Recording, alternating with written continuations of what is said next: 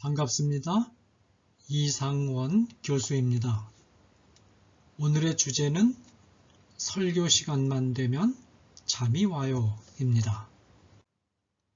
이 주제는 청소년 미래 세대의 고민 1, 7부 헌금 찬양 주일 8개 주제 중에서 네 번째 주제입니다. 이런 질문이 제시되었습니다. 저는 이상하게 찬양 시간에는 뜨겁게 찬양하다가도 설교만 시작되면 잠이 와요. 그런데 목사님께서 동영상이나 그림 같은 시청각 자료를 가지고 설교하실 때는 또 멀쩡하게 깨어 있죠. 졸고 있는 저 자신이 너무 싫어서 깨어 있으려고 하는데도 잘 되지 않는데 도대체 제가 왜 이런 걸까요? 네, 이 질문에 대한 저의 답변입니다. 네, 드디어 올 것이 왔군요. 잠, 졸림이 마침내 화두로 등장했네요. 잠 이야기를 하려니 저도 마음에 찔리는 바가 있어서 제가 과연 이 주제로 가르침을 줄 수 있을지 자신이 없어지네요. 저도 주체할 수 없는 잠과 졸림 때문에 많이 힘들어하는 사람 중 하나거든요. 저 역시 신학대학원에서 가르치는 교수임에도 불구하고 다른 목사님들이 설교할 때 종종 조는 때가 있어요. 심지어 박사학위 받기 위해 공부할 때는 책상에 1시간 정도 앉아 있으면 대개 절반은 졸았답니다. 군대에서 보초 서는 중에 졸다가 걸려서 기합받은 일도 있고, 졸다가 지하철 정거장을 놓쳐버린 일은 헤아릴 수도 없이 많고, 졸다가 앞차를 들이받아 사고를 낸 일도 있어요. 이렇게 많이 조는 사람이 졸지 말라고 글을 쓰려니 양심이 많이 찔리네요. 저도 회개하고 반성하는 마음으로, 나 자신을 향하여 훈계하는 마음으로 말을 할게요. 우선 우리가 먼저 기억해야 할 것이 있어요. 잠은 하나님이 주신 선한 선물로서 우리의 생활 속에 없어서는 안 될 필수적인 요소라는 거예요.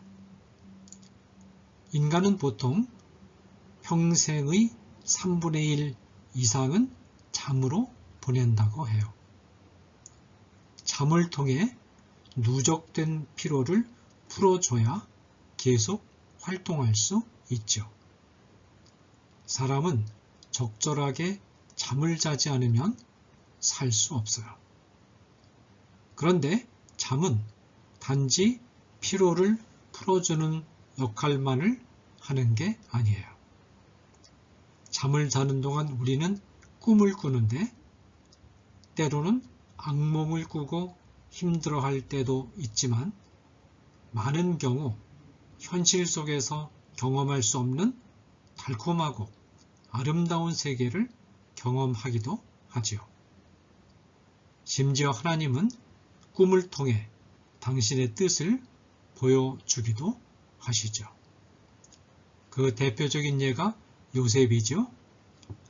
요셉은 잠자는 동안 자신의 미래를 예언하는 꿈을 꾸었고 다른 사람의 미래에 대한 꿈을 꾸기도 했죠. 그리고 꿈을 통해 애굽 총리의 자리에까지 오르게 될 것을 알았어요.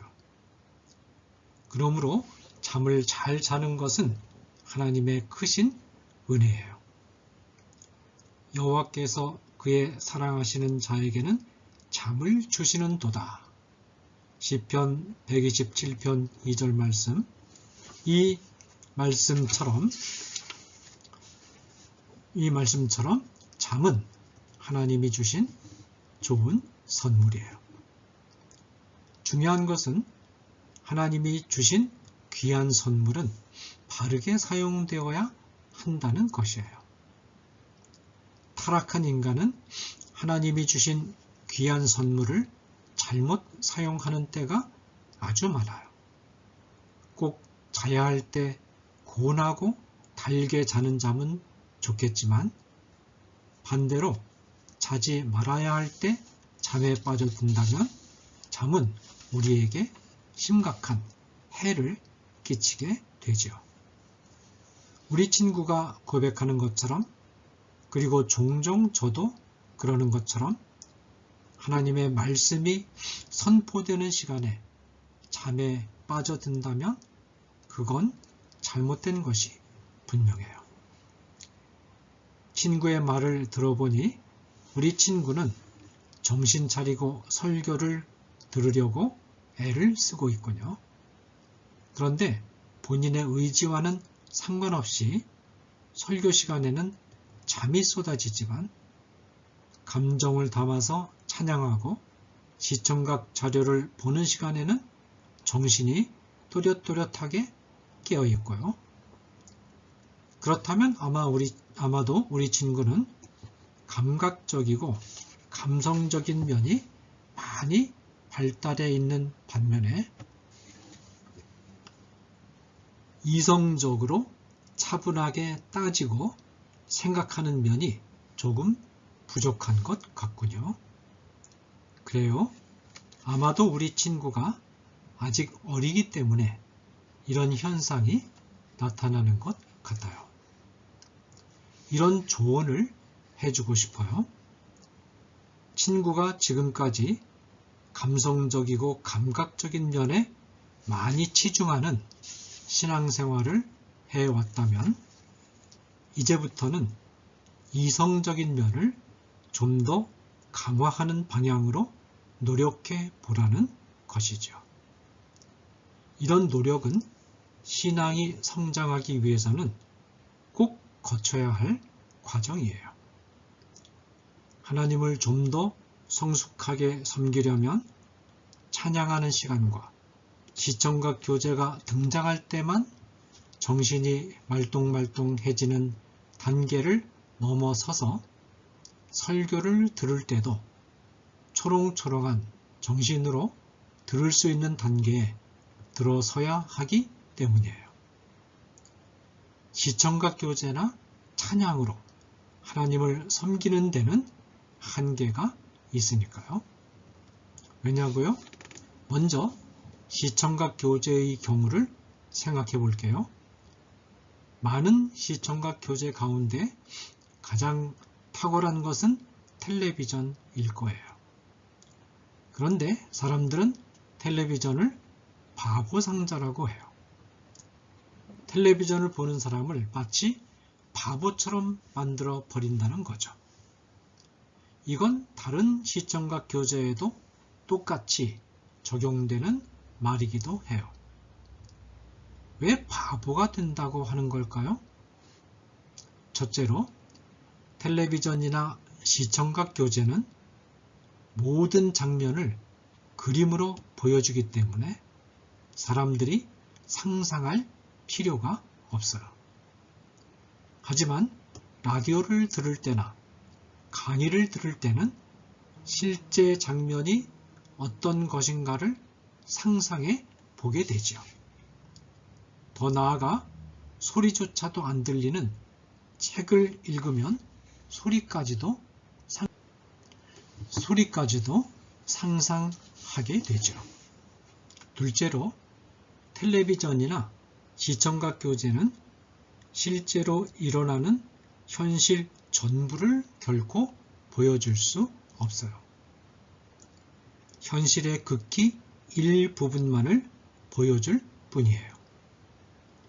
그러므로 이런 것들에 익숙한 사람은 자칫하면 현실의 극히 일부분을 전부인 것처럼 오해할 위험이 있어요.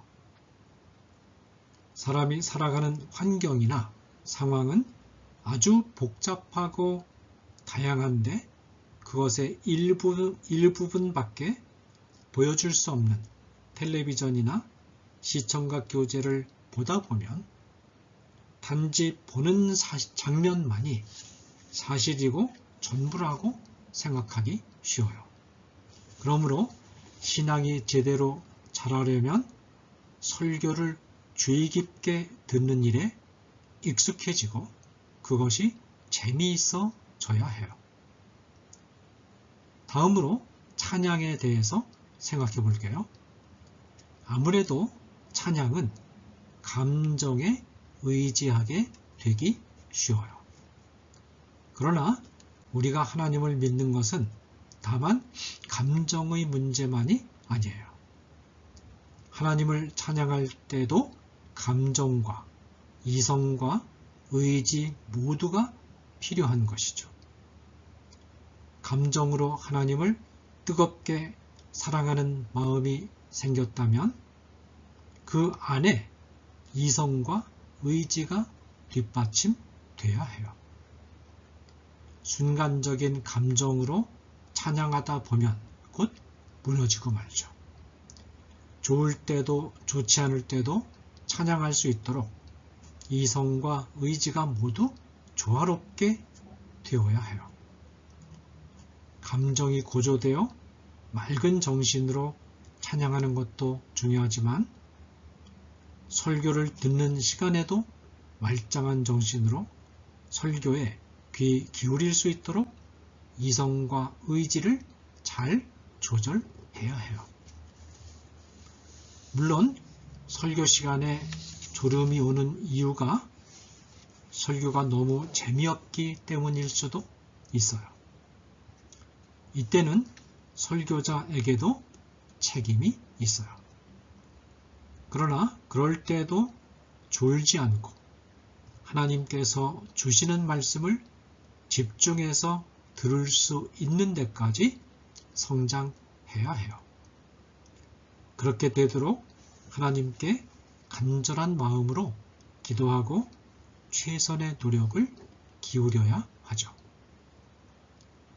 나의 마음에 드는 설교든 아니든 그 말씀은 하나님께서 나에게 주시는 말씀이에요.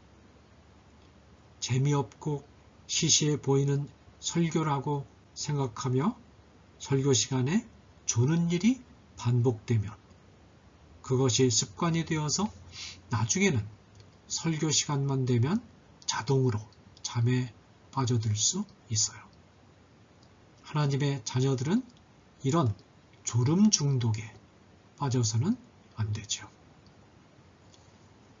잠 또는 졸음이라는 단어를 생각하면 떠오르는 성경의 인물이 한 사람 있어요. 누구일까요? 바로 베드로예요. 베드로는 거듭나기 전에 잠을 자서는 안 될 상황에도 꾸벅꾸벅 습관적으로 졸았어요. 겟세마네 동산에서 예수님이 밤새워 기도하실 때 잠에 골아 떨어져 있었던 거죠. 그러나 거듭난 이후의 베드로는 어렵고 힘든 순간에도 살아계신 하나님을 믿고 편안한 마음으로 잠을 잘 수 있는 사람으로 바뀌었답니다. 때와 장소를 가리지 않고 잠에 빠져들던 사람이 잠이 필요할 때 잠을 자는 사람으로 바뀐 거예요.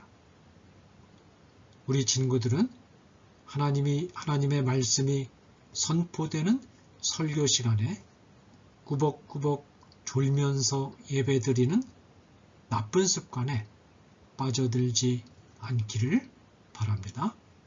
감사합니다.